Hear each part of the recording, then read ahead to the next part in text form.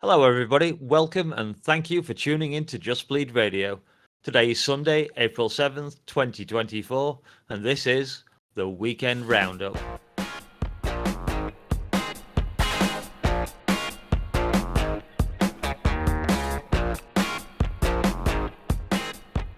Hello and welcome to Just Bleed Radio. This is episode 6 of the Weekend Roundup, and we'll be covering the events of UFC Vegas 90, in particular the main and the co-main events, and we'll look at the performance and fights of the night. Plus, we might get onto a little bit of MMA news, in particular what Jon Jones has been up to. I'm your host, Dangermouse, and I'm joined by Lazybed. So, how are you doing, Lazy? Not too bad. Hanging in there. Back for another exciting card. And everyone will be pleased to hear that No Special, aka Austin, is back this week. Good to have you back, bro. How are you doing? Oh, good. A little bit of a hiatus, but yeah, a lot of things to cover as of late. But we'll get to that when we get to. But thankfully, the main event helped spur the weekend, so can't go wrong there. That's right. Well, actually, that's a nice little segue there, Austin. Let's get this show on the road with the main event.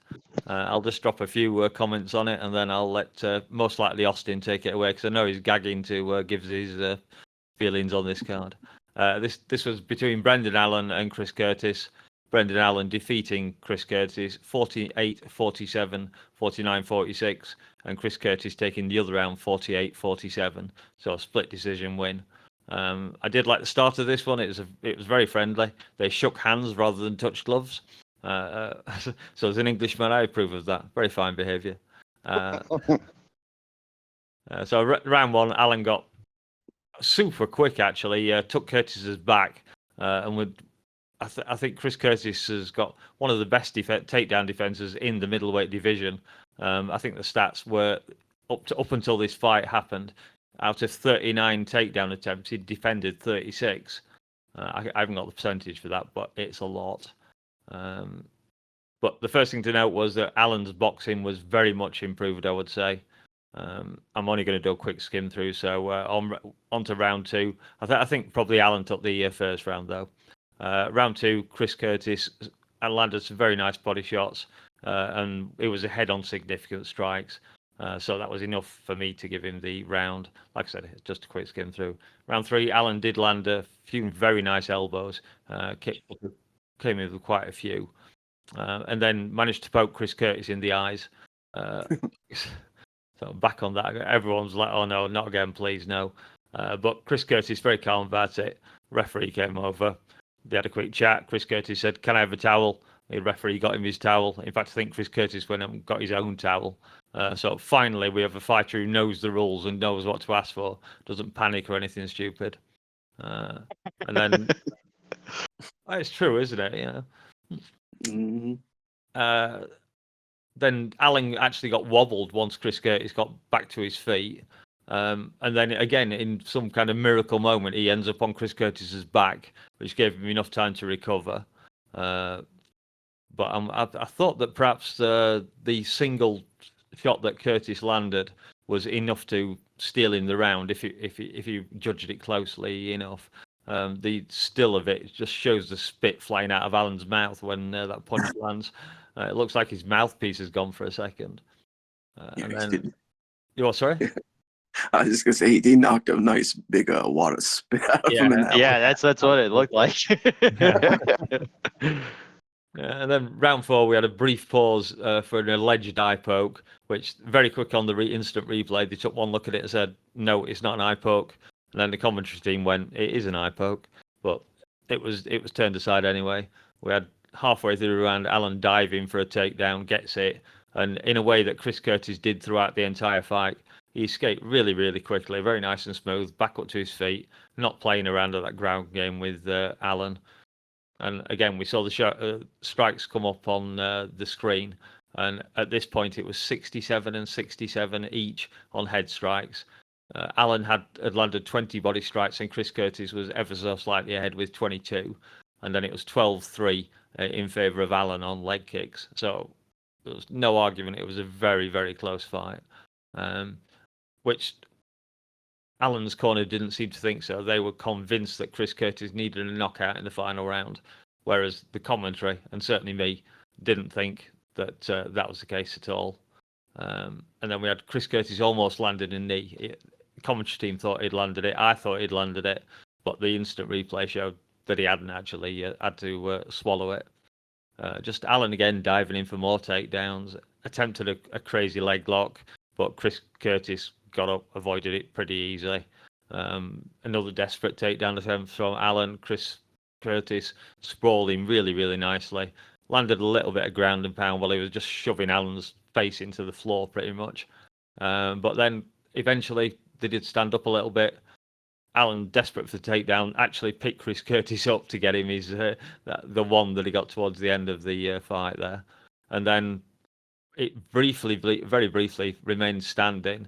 And then you saw Chris Curtis back off to the cage, and the pain on his face was very, very obvious. And then Brendan Allen obviously spotted it and leapt in to try and finish it. And I think perhaps just that might have been enough in a judge's mind to think that to give Allen that round when perhaps he didn't deserve it.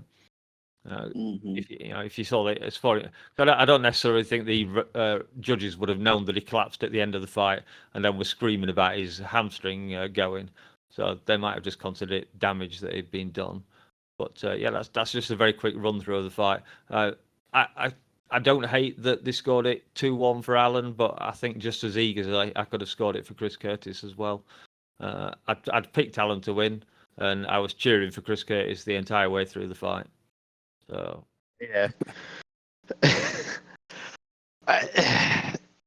I'll say this: for a short notice fight for Chris, that's kind of his MO as of late, right? Like, if you remember his final PFL fight, it was after being eliminated by Magomed Karamov, I think, in the semifinal of the welterweight tournament, and Magomed Karamov, I think, had to remove himself because he tore some kind of a ligament in his leg, I think, and couldn't make it to the final. So they asked Chris Curtis, who was eating in the back of the cafeteria, to go around and show up and fight Hawaii's own. Oh God, I can't remember his name. If that was here, he'd remind me. Oh my God. Ray you know what I'm Cooper? talking about, Lazy? Yes, thank you. And they show up. He drops Cooper. Cooper comes back and drops him and knocks him out completely. But it was like he had retired from that moment. He had retired because it's like fucking I lost. It is what it is. It was fun. I had fun. I didn't get to be in the UFC because that was the other thing is that he made it on the Contender Series, won his fight, and still didn't get picked. I think he even had a finish, if I'm not mistaken. Yeah. That was the same show Kevin Holland was on. Yeah, that was the thing. I neither here nor there. He gets he basically says, I think I'm good. I've rattled off a couple of wins on the regional scene. I don't think I need to do this anymore. If they're not going to take me, it's not worth it for me. Last minute fight, he gets last minute notice. He gets a call to fight Phil Hawes. I believe it was in New York, and Phil Hawes is not your normal middleweight. He's athletic, he's well rounded, and he can hit pretty goddamn hard when he needs to. But he was beating the shit out of Chris Curtis, who's normally a welterweight, but stocky as a middleweight, kind of like Kelvin Gastelum. Shorter, but he carries the weight pretty well. Dude knocked him out pretty cleanly, and that has been his MO. You're not expecting him to be that middleweight that can be competitive with really good middleweights on any given night. He can actually beat them, and he beat Brendan Allen previously, finished him too. Mm-hmm. So watching this fight, Allen had learned, okay, if I'm going to exchange with this man who's a very good counter boxer, I have to beat him to the punch and I have to exit. And that's what he did for the first 3 rounds. Then he got tired and got a little sloppy and then had to rely on a decent amount of grappling as well. Because I don't know if you guys noticed this, but jiu-jitsu does not seem to work on Chris Curtis. I don't know if that's because he doesn't have a neck or if it's because he just basically says to himself jiu-jitsu does not exist and then proceeds to stand up. A la Derek Lewis, right? He just decides to stand up. It does like grappling doesn't exist. I'm just going to stand up. But no, I'm happy Chris was able to put out the effort that he was on such a short notice against a very game Brendan Allen, who I think, if I'm not mistaken, the original opponent was Vettori, right? Yeah. Look, all credit to Curtis.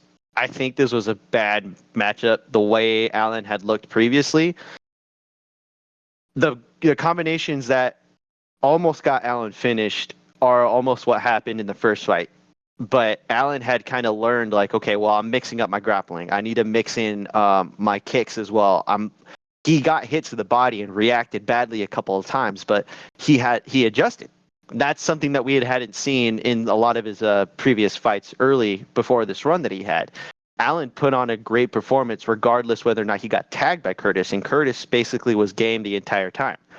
That combination boxing with body shots and uppercuts, and then Allen answering with straight rights and even high kicks and whatnot, and that seemed to wobble Curtis a couple of times as well. Not hurt him, but keep him on his toes.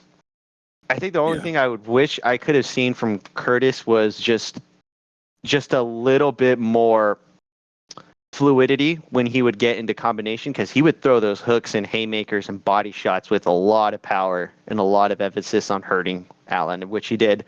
I just wish there were a little bit more combinations with straight rights and lefts and maybe some additional kicks and knees, just a little bit more. But he was great with defensive wrestling all night. When he had to, he was very, very game for the grappling exchanges. And a couple times he just stood up and he was like, "No, I'm not going down in your guard." Allen was hurt. Basically, is like, "Please come into my guard." Curtis was like, "No, thank you. I'll stand up. Thank you."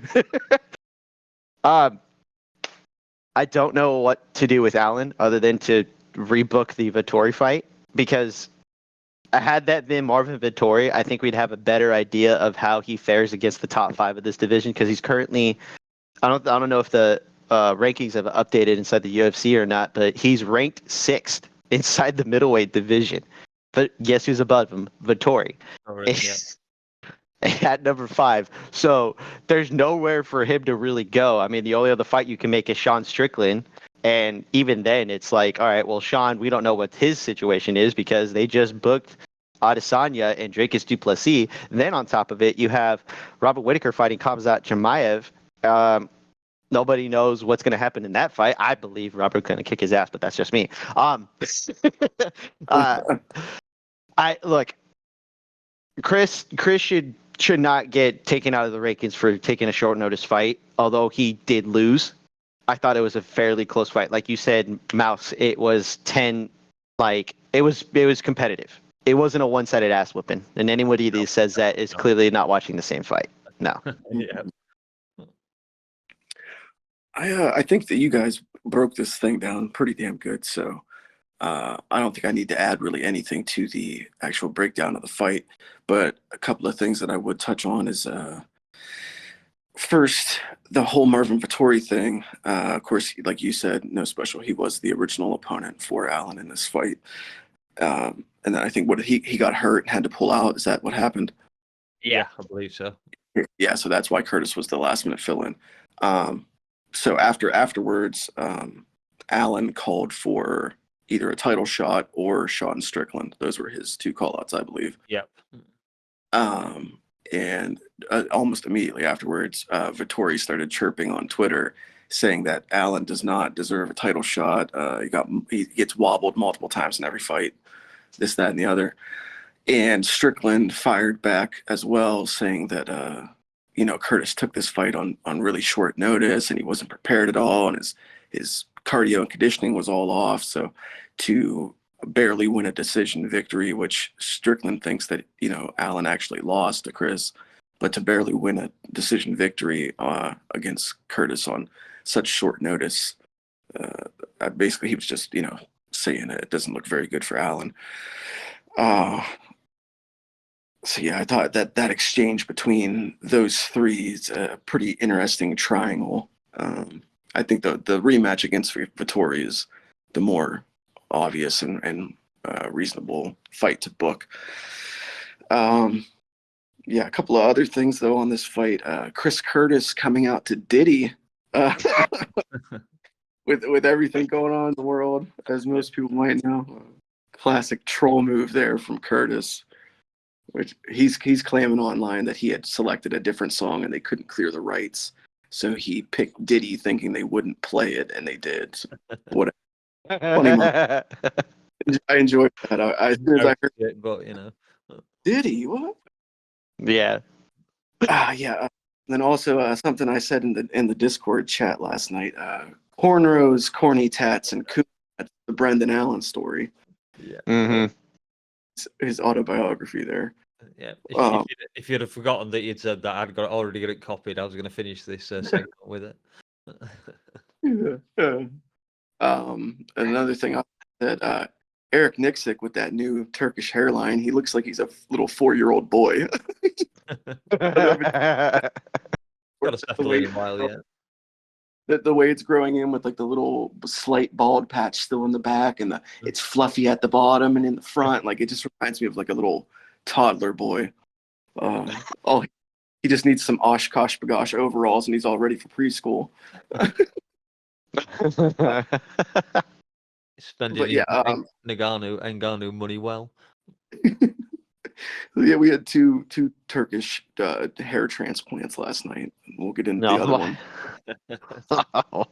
But yeah, I did like the ending of this fight. There was that brief moment at the end where they both were. Curtis had his torn hamstring, so that's why he was sitting, and Allen was completely gassed. But there was that brief moment after the fight, just when it ended, where they were sitting side by side against the cage. And I was like, man, that would make a fucking great photo. So I hope that one of those photographers in attendance there snapped that shot. But yeah, the torn hammy for Curtis, that's unfortunate. He seems relatively injury prone, and I'm sure that's maybe always plagued him a little bit, but it's getting worse at this later stage of his career. And then also afterwards, after the fight, in the post-fight interview in the cage and at the press conference, and at the desk for the post-show, Brendan Allen repeatedly calling DDP Dinkus instead of Drakus is one of his fucking bits. I don't think it's intentional. I think it's just him being, Louisiana educated, but Dinkus Duplessis is one of my favorite new mythical MMA characters. Oh dear. Yeah. So yeah, but yeah, I think that's basically all I got. Unfortunate for Curtis with another injury. So obviously, I think that he confirmed online it was a torn hamstring, or they're going to confirm it Monday. That's like about 4 months out from what I was hearing. Somebody suggested, I can't remember where it was, him versus Weidman. So Curtis versus Weidman. Why not? Fuck it. That's, they're both up there in age. You don't think his eyes or something? Eyeballs aside, yeah, they're in the same age bracket. They're both up there. I don't know. It's just something. And then last thing I'll touch on for Brendan Allen.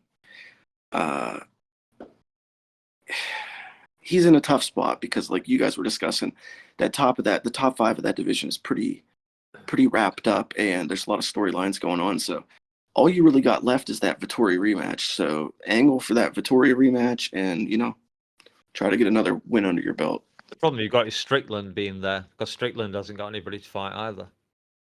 Mm-hmm. Yeah, that one confuses me. I don't know if that's just because they were saving Strickland for something else, because like you said, we're probably only going to be able to get Vettori once he's ready and once Allen's healed, and I'm imagining he's not going to want to wait very long if he's going to take a fight. No one thinks he's a number 1 contender at this point, right? So he's a contender, deserving, absolutely. If he's going to get his ass whipped by one of the top 5, he's earned it. But nobody's saying that he's the next in line at this point. I'm thinking you got to put him against Vettori, unless Strickland decides that he wants a tune-up fight. And even then, that's not even dependent on whether or not Strickland wants it, whether or not the UFC needs a main event somewhere. Apex again. Fight. Yeah. Cannonier's claimed Imavov, I believe. So it's That only one doesn't even make sense to me. Only leaves Vittori and Costa, and Costa getting the fight with Strickland would seem a bit unusual. So he just lost to Robert Whittaker, and then he's fighting the number one contender suddenly. Yeah. I've seen weirder matchmaking. Strickland's just in a really weird place now because, like I said, everyone's pretty much tied up. Like everyone's got a dancing partner except for him. Yep. Oh, a plague upon his house. God damn it. Let's jump on to the next fight then. Damon Jackson defeats Alexander Hernandez 29-28, 29-28, 30-27 for Hernandez for some strange reason. So a split decision win for Damon Jackson. The Leech most definitely did not suck in this fight. Pretty solid performance from him. Round one, he was landing heavy leg kicks. I mean, they both were, to be fair, but Damon seemed to be landing the heaviest ones.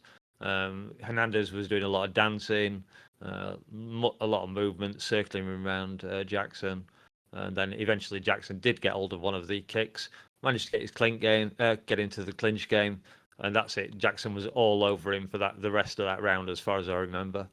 Then it went into the cornering where his corner were telling Hernandez to find his socks, which the commentary team seemed to believe was finding his own calf kicks, which didn't really work out the next round because again Jackson was landing more of them and heavier. Hernandez was awfully bloodied up in that second round as well. Did manage to get a slick back take, I think, near the end of the round. Yeah, so Jackson. Sorry, it was Jackson, wasn't it? Who got the back take at the end? It was almost seemed like he could have, if he'd had another minute, he could have maybe have got the finish there. So it was a relatively easy 10 round for Damon, I thought. And then round 3, Hernandez just came out within about the first 10 seconds and knocked Jackson down. I think it was an overhand right that sent him flying to the floor. Followed him down. Was almost looked like an actual stoppage point at one because Damon rolled over, kind of turtled up a little bit, and I was thinking, oh God, please ref, don't stop it now. And he didn't, as it happens. Jackson managed to get back up, and then there was a little moment. I've even made the time reference in my notes because I clipped it out earlier. 3 minutes 28 seconds of the third round. Jackson did an absolutely crazy cool move from up against the cage to end up taking Hernandez's back. Very funny, a very nice little thing. So a pretty good technical fight, I thought. Lots of skills shown on both sides. I'm just not sure how one of the judges managed to give Hernandez all 3 rounds. Does damage not count anymore? I thought the guy was bleeding from his face the round usually, but apparently not for this idiot of a judge. And I'll throw it open to which one of you two wants to take it. What are we doing with Hernandez at this point? Are we still considering him a prospect, or are we saying that he's no longer a prospect and he is a finished product at this point? Like we're not expecting him to be anything more than what he is, right? I don't think so. No. I hate to be the guy that says it. It's just him going between 45 and 55. I don't like it. As long as he's consistent in one weight class, one or the other, all right. He's got some foundation. He looked relatively decent in this fight. He didn't take a ton of damage. He took relatively good shots from, Damon Jackson and was in the entire fight the whole time. It wasn't like he was getting killed from pillar to post. He was losing. And then he'd get a good shot on Damon Jackson, who is notoriously one of those guys that you could get a decent finish on if you kind of swarm him. But like he was game this entire fight. And if he's struggling with a guy the likes of Damon Jackson, I'm not saying he's never going to get a title shot, but it's hard to argue if he is or isn't going to be a guy that's going to ever contend for the title. Like, look,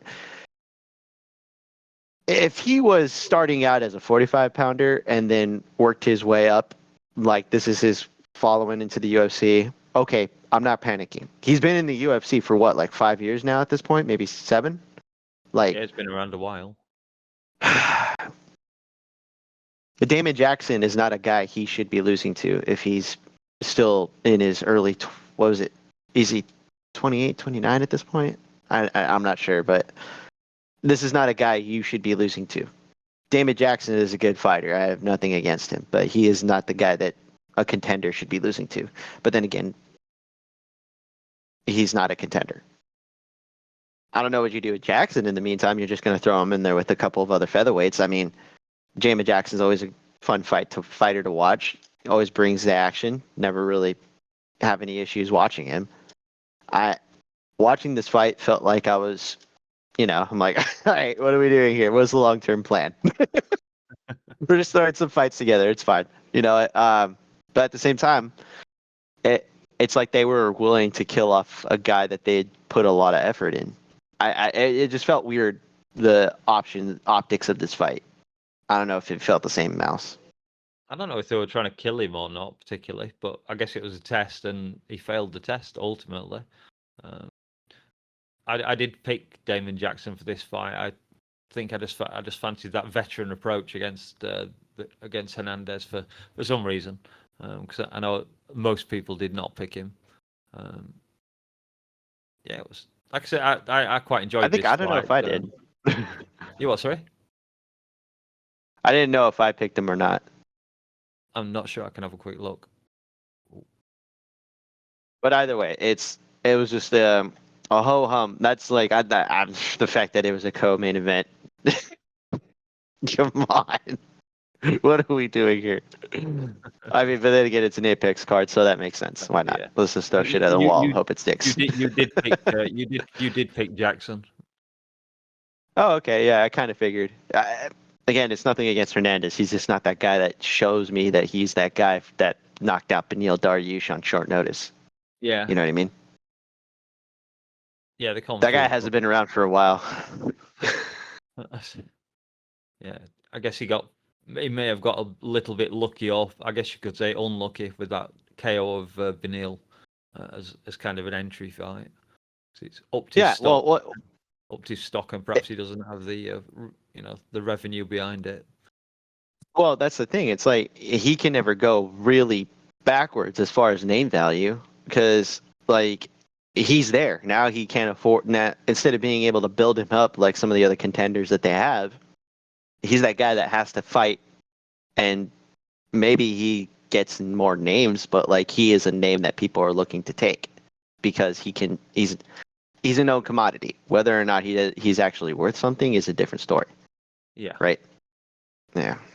It's just more of another telltale of like how the UFC likes to just kill their own product for some reason. In some ways, I prefer it rather than the boxing way of throwing fish to sharks. Yeah. Then again, you challenge the product, or you challenge the contenders, but without needing to kill them. Like, yeah. Sean O'Malley is a good example of that, right? Movsar Evloev is a good example. Ilya Topuria, not so much, because he kind of was going between. He did that weird thing at 55 with that London card. But at the same time, it's like if you win, it doesn't matter. Just you got to keep winning.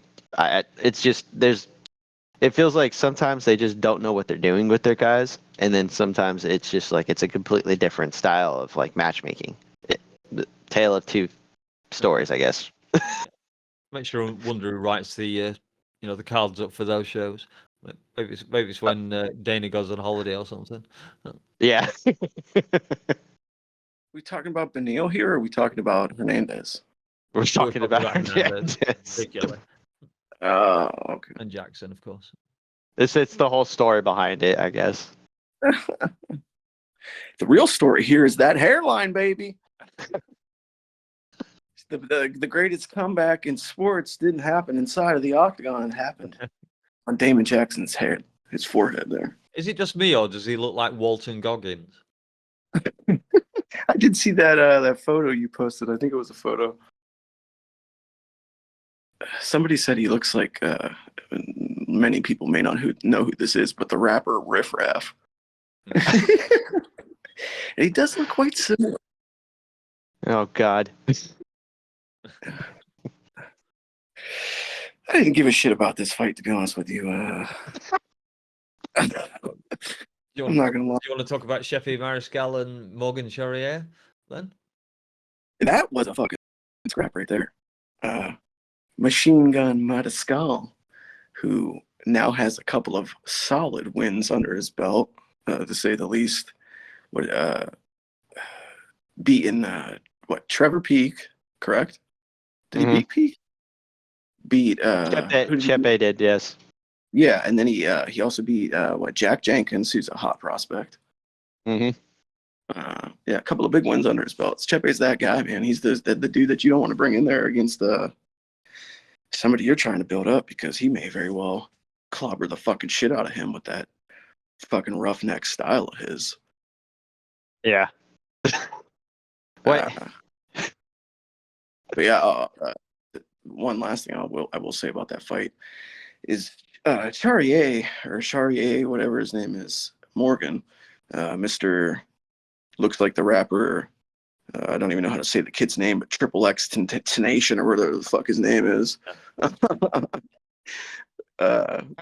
He's far more experienced than a lot of people think. People think he's a young, like up and comer, fresh faced kid, but he's I believe 29 years old. Relatively experienced, got a lot of fights under his belt. That fight could have gone either way, in my opinion.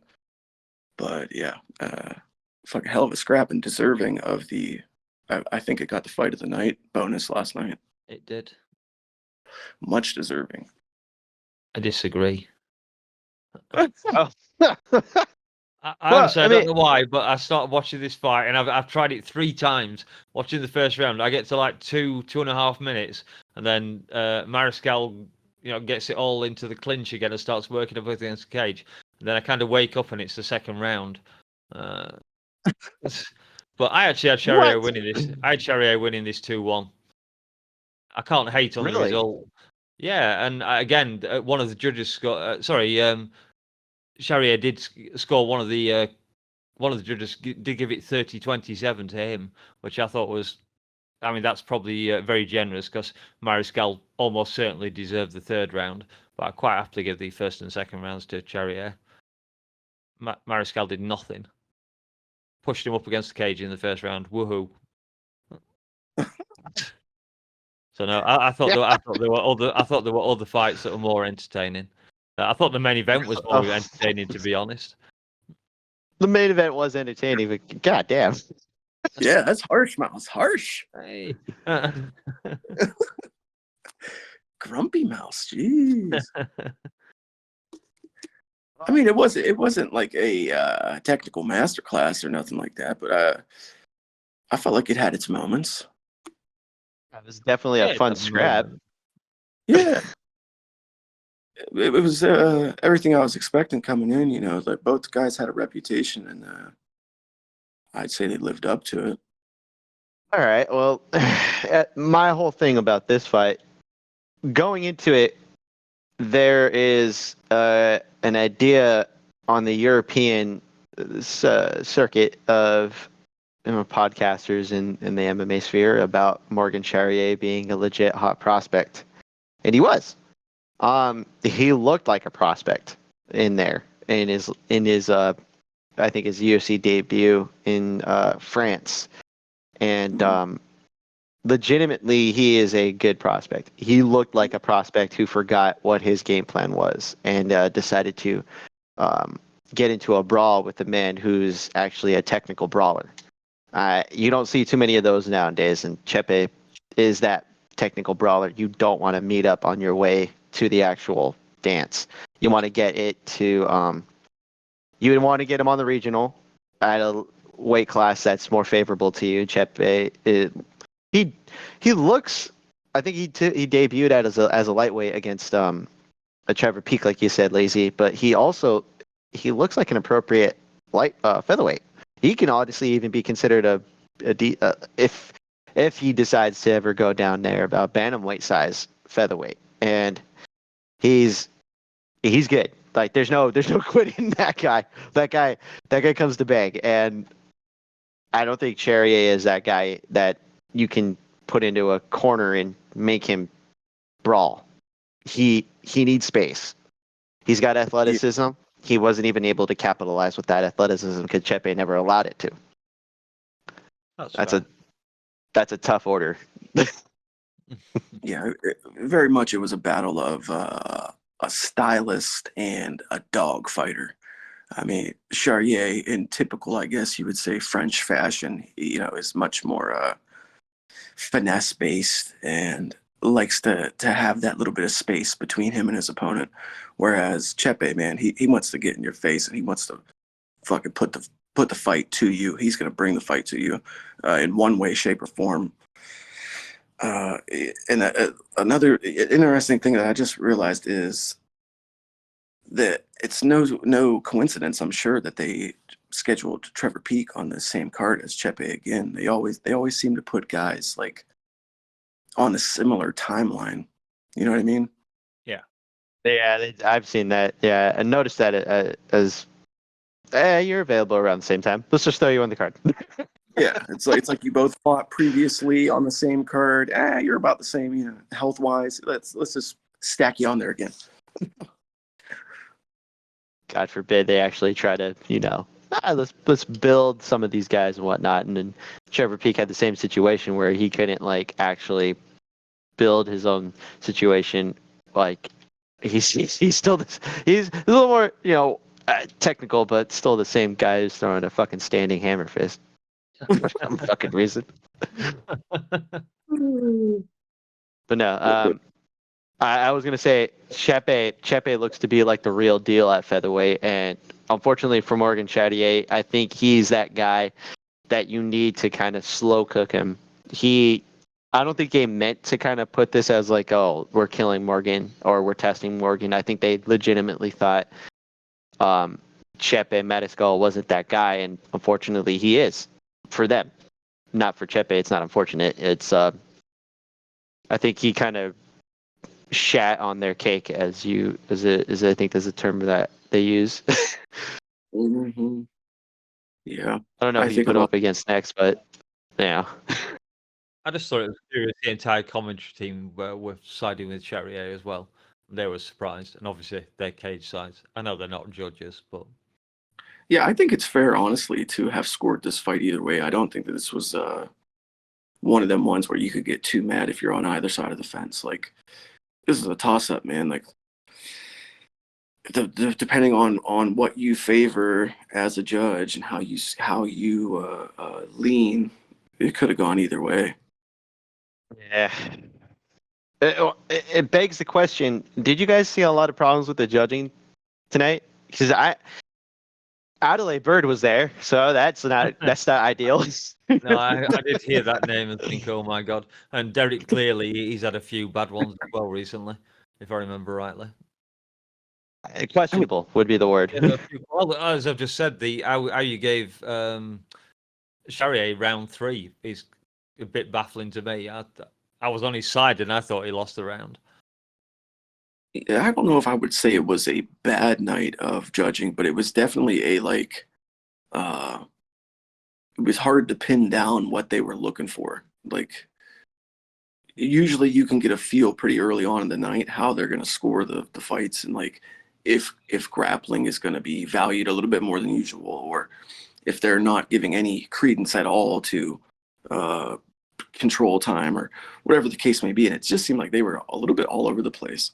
Yeah, so some nights they've really heavily favoured the strikers, and then they seem to have drifted a little bit and gone back to favouring wrestlers last night a little bit.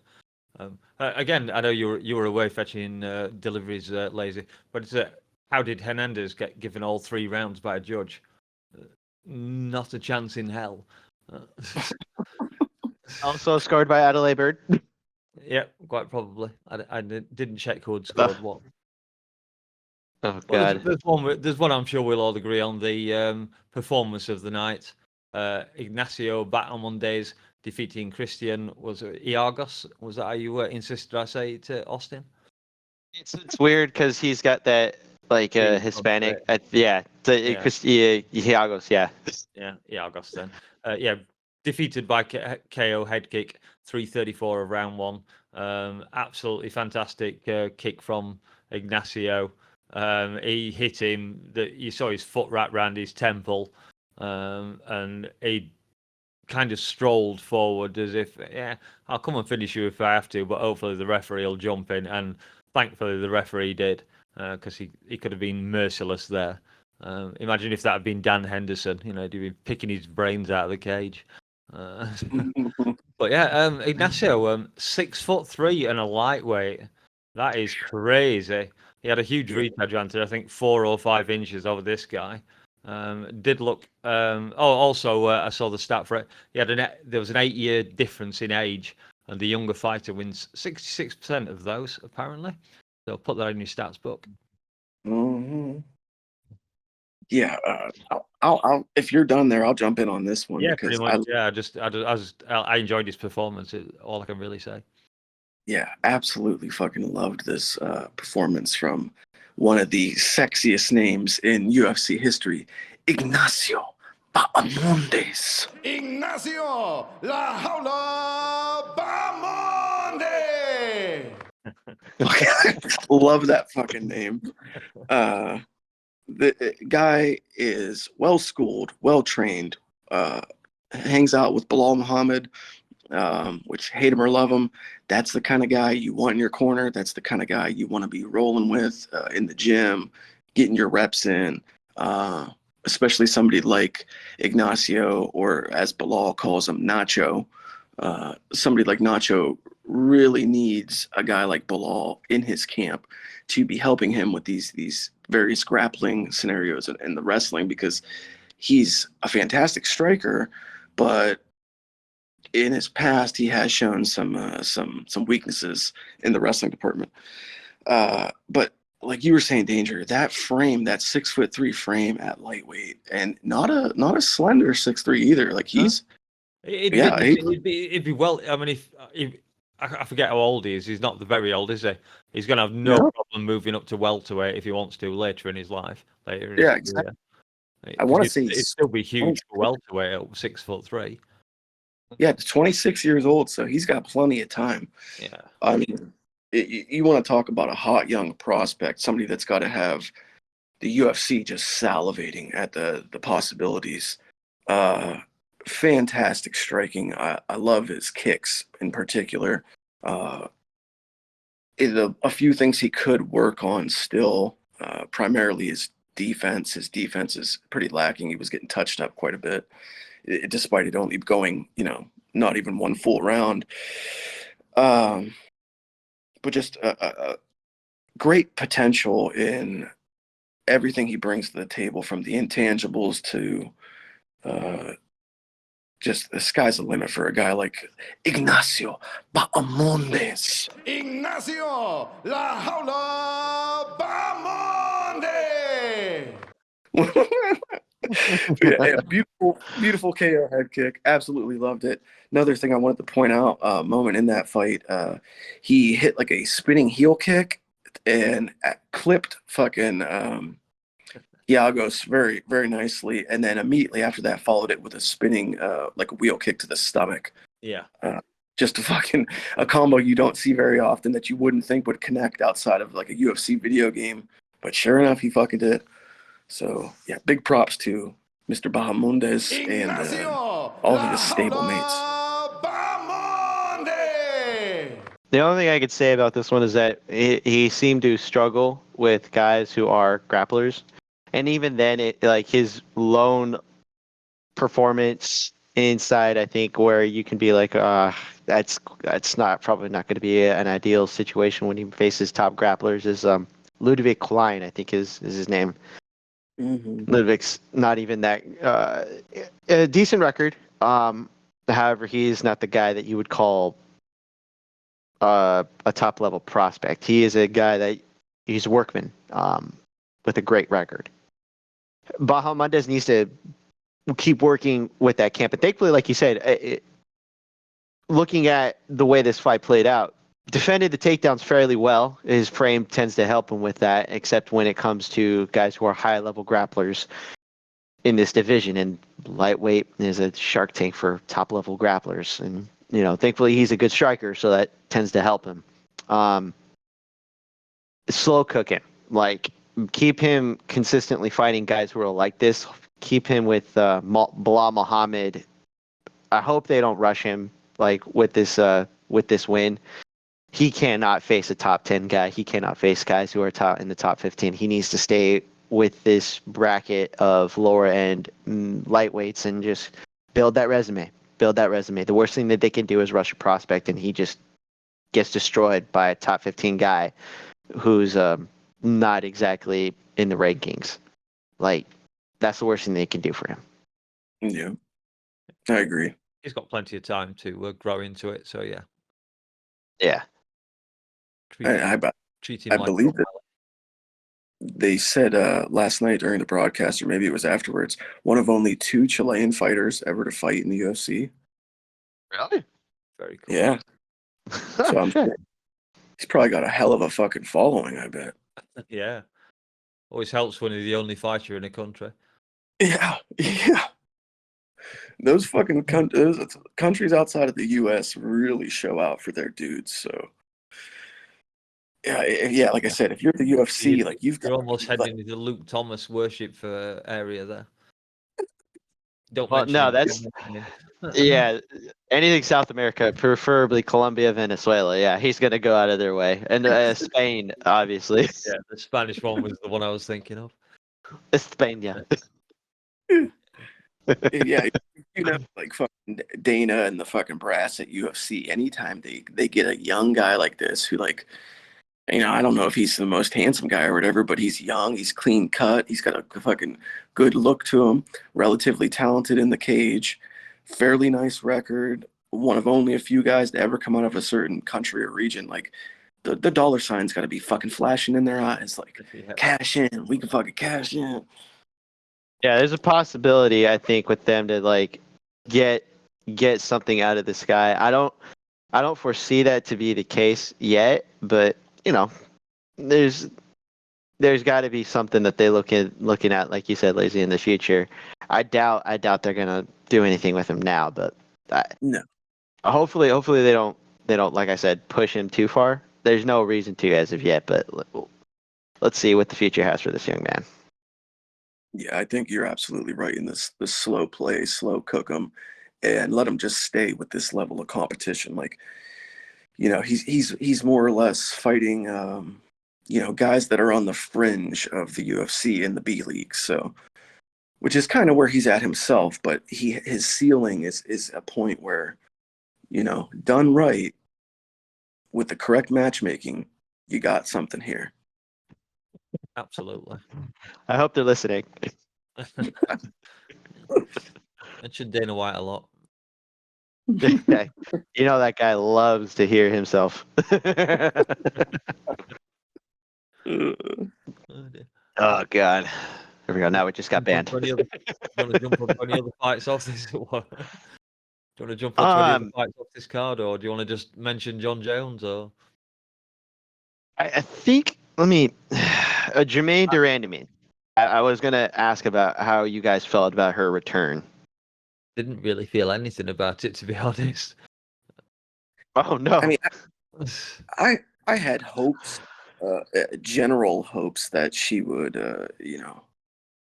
look like maybe a form of her old self, maybe slightly improved. But I had a real feeling coming into it with the time off and the age and everything we knew about her struggles with grappling and wrestling that things weren't looking too good coming into this fight against somebody like Big Norm. Yeah. Age plus time off, very bad recipe. Definitely not the best base for martial arts. No. So yeah, I didn't. I think I more or less skimmed over the fight this afternoon when I was rewatching them, and I didn't take very much notice of it on the night it happened either. I think I was more laughing at the Discord with people making our space comments about Norman Dumont. Thirsty boys in there, I'll tell you. Oh, it is the Discord. Like, don't get me wrong. I think Norma Dumont is a fine fighter, but looking at the division, she could probably make a name for herself had she like given any thought to making a 35 run sooner. But I didn't see the weigh-ins. Did she look bad on the scale? I know she's No. missed weight more often than not. No, that was the shocking part actually coming into this is she made weight like relatively easily, it seemed. It was Cornell and Mullins that both missed weight. Yeah, that's right, yeah. four people, 4 fighters total missed weight on this card. That's embarrassing. Yeah, including Cynthia Calvillo and Piera Rodriguez, and they scrapped the whole goddamn thing. I don't understand that. Like, what are we doing here? Cynthia Calvillo, I would hope, fucking good riddance, sayonara, see you later, because what is I've been that through a fucking? lot. Come on. But she's on like a fucking 5-fight losing streak. Multiple weight misses, multiple weight misses. And then she comes in here and she misses it by 4 fucking pounds. I know, but Comes at levels of disrespect there.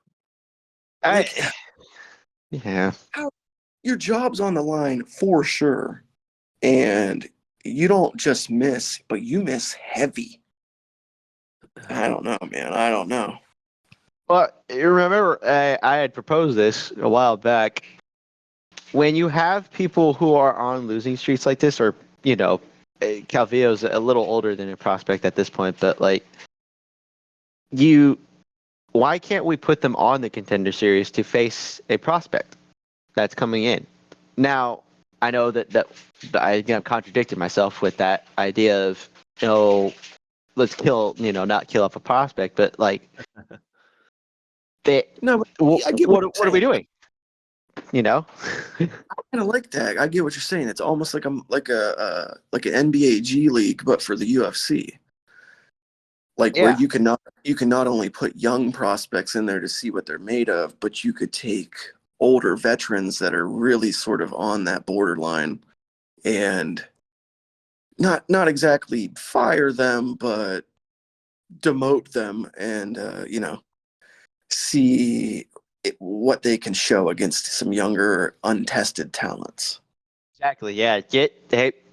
You're struggling in this division. You're on 4-fight losing streak, 5 fights maybe, and we don't want you have a following. We definitely want to keep working with you. We'll throw you into the Contender Series. You got to win 3 times to get back in. You don't have to go to the regionals, or if you do, I mean, sometimes they do pay fighters to go to the regionals and get some of the experience. It's not out of the play, but if they want to keep them under contract, why not just put them on a Contender Series? Hire some last minute dudes. They did that last night with a guy, and he was waiting around. Yeah, it's not always the best situation, but it's better than having to restart on the regional scene. Very true. Yeah, I kind of like it, like 2-way contracts for UFC fighters. Yeah. As far as Norma Dumont and Jermaine Durand, I mean, I honestly, hey, great, she had a kid. She took 3 years off, and she wanted to get back in to see what happened with the division. The division has basically showed her you can't just be one-dimensional, or if you are, you have to be able to defend the takedown. Like, she's never been great at that, and if she has been, it's past that time. Dumont was fairly one-dimensional in that fight, from what I remember. She was a lot of holding down. So yeah, it just depends which of the dimensions you specialize in. She also looked durable too. Yeah, mm-hmm. Yeah. That's a good point. She did show a solid chin, and that's a good sign because wasn't one of her early losses to Megan Anderson by KO. Yeah, at 45. Yeah. So to cut to 135 at this later stage and to show I guess an improved chin, hell, fuck, that's something. Yeah, honestly, win, lose or draw. Why not just because Dumont's obviously on a win streak now? I think what is it, 5 in a row? I think. I'm not sure. So, yeah. why not, if Kayla wins at her debut against Holly Holm at 135, put them both together? They're both on a little bit stockier side of 135, and they're both former. Kayla's performed once at 145 on the side of Invictica, and she's a career lightweight at this point, and she was looking to fight again at 145 until there was a late replacement. That whole debacle, which PFL. Oh, Jesus Christ, yeah. There's a whole... I'm not going to get into the PFL situation because there's a lot to just talk shit about. I like PFL. I want to like them more. They just give me more reasons to not like them, and it's frustrating. Anywho, that's neither here nor there. I Let's get enjoyed into... Decheva or whatever her name is. On Dudikova? Yeah. Is that how you say Decheva. it? Yeah. Dakota. Her first name's Dakota. Her last name Decheva. Dakota Oh, Decheva. thank you. Okay, yeah, that one. Yeah, she did look. English She did look girl, really apparently. The strangest English name I've ever known. good. She deserves a shout out, though. Yeah, That was she looked very very slick. They moved very nicely. As did Talia Is Santos. there anything as well. else? You I don't guys? think he looked too bad on that card. No. No, nothing else on there. Do you want to mention John, or shall we just call it quits there and see what develops? I got another 10 if we Jones. want 10. Jones. Let's just do it because I've Felice's got the I've top. just got to point out one bit of irony from the card when Cesar Almeida defeated Dylan Budka by TKO strikes, because he did what an Almeida did what Blaze did to an Almeida in that fight, with Budka just jamming him backwards. And again, let go of the damn takedown. You're getting elbowed in the side of the head, man. Well, it's Well, weird the because oth- he just decided to dive in on it and then never realized, oh, I can, if you expose that small little space, not the back of the head, but like right behind the ear, they can still hit you there. Like, what are you doing? Come on, guy. The other ironic part of that was that Almeida had previously beaten Alex Pereira in Glory, I think. Yeah. And then he beat fucking Budka last night with the same technique that Alex beat Yuri with. Oh yeah. With Of course, yeah. So full circle going on here. I think everyone picked. All right. Pretty much everyone picked Budka on that fight anyway. Thought I maybe probably didn't. Yeah. I probably didn't. The contrarian Austin. Yeah, I know this card just didn't have names that I could fully remember, so I know there's a good. couple that I chose. Like 90% of the Discord was choosing what person. I'm like, you know what? I'll just not play this one. Why not? Play the opposite, yeah. I wondered if you'd done that. When I was looking It's a through good it today, I strategy. was like, oh, the only 4 people have picked this person. Oh, I bet one of them's Austin. Oh, look, it is. I don't do it all the time. It's fun when you get to like look at it and you get to be like, yeah, I knew I was right. On these cards, you might as well. As you said, I'll look at a card and go, how many names do I know on it? And this one, I think there was literally 7 or 8. So, 1/3 of the fighters I didn't recognize it at all, and I didn't recognize them when they came into the cage for the most part either. So, very, very, very Your dodgy standard, card. your standard Apex card. Yeah. Yeah. Actually, whilst we're there, we might as well give it a rating.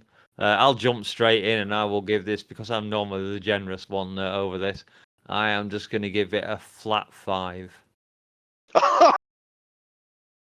That's I'll score ever. Yeah, from me it is, yeah. Oh yeah. What? Oh God. You know what? I'll be the one that's a little more lively on this one. It's 5.5 for me. I'll say that. The saving grace was the main event, and Chepe Mariscal versus I mean, Morgan Chartier. Like, that one was a great fight too. I mean, hell, that Bahamundes knockout was great, but like, it's a 5.5. It's an Apex card. You can't give it too much credit. This shit ain't getting no more than a 4 from me. Shit. No more than a damn 4. I considered giving it a 3. Then you brought up some good points there. Harsh. Yeah. Austin, they're considered, yeah, I'll give it a 4. This was below average to say the least. I enjoyed the Bahamundas knockout.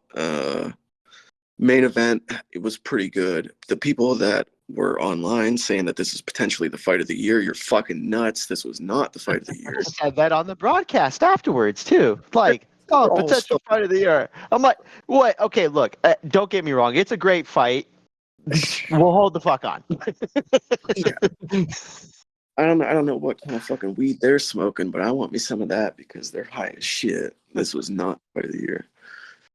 Yeah, 4 from Lazybed. There you go. I think that's a record low for any card we've ever scored. It's not because the card was bad. It's just there's not a whole lot of name value on it, and the main event was a replacement on its own. Like, it's not. You can't reward that. Like, if the UFC took care of the actual card value, it would be different. But no, they choose to do this for a reason because they know they can get away with it, and I'm not against it. Honestly, if they can put on a fight card every weekend and I get to watch it on my own time, fine. I have no issues with that. But don't act as if I need to watch every single fight. That's the problem, Like, oh, this is the greatest fight card. It's the ones that don't have a whole lot of name value that end up doing it. It's like, yeah, no shit. If I have no expectations and a fucking great fight happens on it, oh yeah, that's gonna surpass them. Great, yeah. Don't get me wrong. It's fun, but goddamn, man, have standards. Yeah. Are we touching on this Jones shit or not? Yes. We can have briefly go on to it. Yeah, I was gonna say let's each give a hard 60 seconds thoughts on Jon Jones' situation. All right, you go first. All right, I'll go first. Oh, Johnny Bones. Oh my, this poor fellow just can't seem to stay out of trouble. Can't seem to keep his nose out of a number of substances, apparently. Because as we heard, he was partying. He was celebrating his cousin's birthday in the middle of the day at 4:00, and he was quite upset that those drug enforcement agents were showing up to his house to take his blood and piss. And some ruckus ensued, and speculation varies, but I'm of the mindset that if there's smoke, there's probably fire when it comes to Jon Jones. So we'll find out in the coming weeks, I'm sure, what's happening, but If there's smoke, there's no piss. Yeah. You want to go next, Mass? Yeah, can do. Yeah.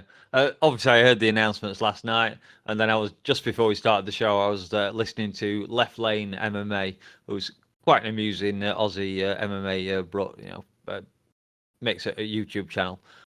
Well worth a look if you're not too politically correct. He might offend you if you are, but I like him. He's very funny, and he's kind of released the full details of the interaction between the two. At least what the woman has said, Crystal somebody or other. I can't remember her full surname. And apparently they went into the house, asked Jon to give a urine sample. He wanted to give it in the garage. Him and the other bloke that was with Crystal went off around the corner to give his urine sample, and then Jon came back a little bit later and said, "Oh, it might be a co-conspirator, a drug tester." Said that he couldn't, Jon Jones couldn't pee, so she offered to take blood, and then at some point after that, it all got turned aside, and then they left the house. Very Jon being Jon, really. Just about every other fighter manages to give a drug test without threatening to kill anybody. But it's Jon Jones' record. As I was joking last night, Jon would have to commit murder to be struck off from this Stipe fight. And if he goes on trial, Dana will try and get it in before he goes on trial, or insist that we wait until after he's declared guilty. One or the other. That was what I told you. We were talking. Well, I said we were discussing it last night. I can't remember whether I typed and you typed. I did see some funny comments underneath some of the YouTube videos about it. One of the testing officer to Jon, "You think I'm just going to sit there and let you kill me, Jon?" God damn it. Considering John's track record, this is a drastic improvement. Considering his only infractions left to commit on the Jon Jones bingo card were threatening a drug tester and murder. We're getting close to the end. Yeah. And then I think this point it might have come from. I think this did come from under the Luke Thomas. It might even have been from Luke Thomas. The Lord just wants to keep testing John. It seems. Yeah. So, real quick, John had posted a tweet about it. I was talking to one of the members of the Discord about it because he's involved in it. Basically, John seems like he's trying to get whatever the tests are thrown out via his understanding of some kind of a HIPAA law. Now, I might be talking out of my ass because I can't remember the conversation offhand, but some interaction that he deemed inappropriate or seemed against what they were doing. But at the same time, if he threatened an employee of Endeavor, now I don't know if they're an Endeavor employee, but I think that they have to actually hire a drug tester to actually come to the house because the UFC can't actually do the drug testing themselves. They actually have to have a medical license, not a physician, but someone with actual training to go out there, a licensed professional, more or less. There's a lot of things that have to still come to play. It's just I was going to say this on the Discord, but this is a lot of effort for someone to duck the interim champion. Yeah. Like, come on, dude. You were Like, saying the same thing. You know. oh my God. He doesn't want John banned. He just wants him thrown into a cage with Tom Aspinall. Yeah, like, come on, what are we doing here? Like, I think that should be his punishment at this point. Like, dude, like, you don't have to like the idea that he's better than you, and I'm saying that facetiously. We don't know if he is. I think he can be, but if you're that opposed to facing a young contender, and yes, it's by circumstance that he is a contender because he happened to be the guy that was on call for a backup to be the interim title fight that led to him being the champion. Like, goddamn, dude, like, just if you're not gonna fight anybody else, just give up the belt. Don't like you're not the champion if you're only fighting Stipe. And yes, Stipe is a former champion and the greatest heavyweight inside the UFC. Blah blah blah blah blah. Yeah. Hasn't fought in 3 goddamn years and now has a hitch that looks worse than goddamn like. You know, like come on. I am all on board for former champions fighting each other, current champions and whatnot, but goddamn, let's not hold up the division, dude. Like, let's act like this fucking means something. But whatever. Rant over. It's stupid. Jon Jones is probably gonna have another thing to add to the rap sheet. Just jumping in, the tweet from Aaron Bronstetter has said that, if I read it, another interesting note regarding the accusations against Jon Jones in regards to his conduct as a UFC athlete is whether he potentially violated Section 2.5.1 of the UFC's anti-doping policy. So it looks like that's been dragged up. The 251 is intentionally interfering or attempting to interfere with a doping control official, providing fraudulent information to the UFC or the independent administrator, or intimidating or attempting to intimidate a potential witness. There it is. Hey guys, that's your 60 seconds. I think. It's well over 60 seconds, fellas. Sorry. Yeah, One last thing I will add here on this topic, though. At least there is an upside to all this, because if nothing else, if John goes to jail, now all we got to do is get Tom to go to Albuquerque and commit a crime, get himself put into jail. Well, and then we get the fight guaranteed. It'll just happen inside of a different kind of cage. I've got an easier solution, and I'm sure Tom Aspinall would agree to it. Let John have all the steroids he wants, and Tom will fight him. I guarantee you he would take that fight. Why not just have him fight Stipe? Take the fight away from John. Stipe won't fight Tom either, so. Oh, God. He might not have a choice if John's in jail. He will, because he'll just stay as a firefighter, won't he? He's not that interested. I don't think. One last thing. one last thing before I get out of here, guys. I got to give a quick shout out, and Dave was right along with me to watch this. I got to give a shout out to the guy from Lights Out Extreme Cage Fighting last night. A guy got a win, and then afterwards in the post-fight interview, they asked him what he was going to do now to go celebrate, and he said he was going to go chill and get high with his dad. So shout out to the guy that's going to go chill and get high with his dad. Sounds good. I had to sneak it. Before you dive out, Lazy, have a quick look in the general chat channel and have a look, if you haven't already seen it. John Dodson wearing his Teenage Mutant Ninja Turtle for the BKFC weigh-ins.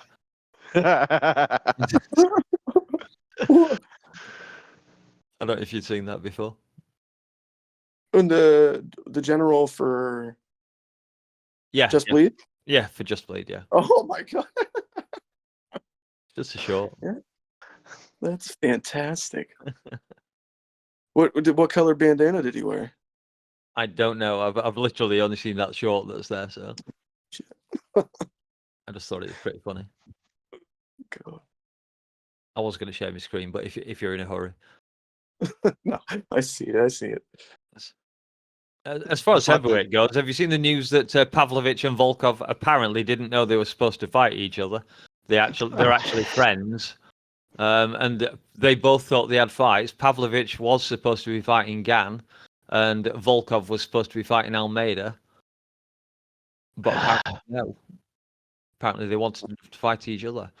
So there are rumors that they will not take that fight, which will leave Gan with Almeida, which I'm sure he'll love. This is stupid. It's stupid. This is typical UFC. We'll just throw it out there. Then they'll have to agree to it. It's like, no. Talk to the fucking guys first before you book a fight. Whatever.